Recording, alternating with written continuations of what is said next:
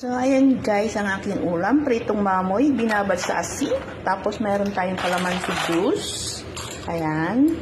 Meron tayong sausawan toyo, kalamansi, sili, para sa ating mamoy.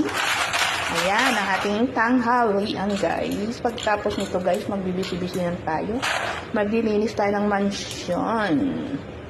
So, ayan guys, kain na tayo.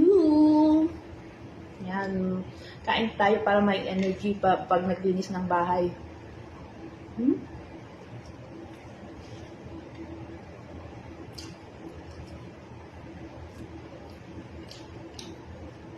Masarap. Kumain ng nakakamay.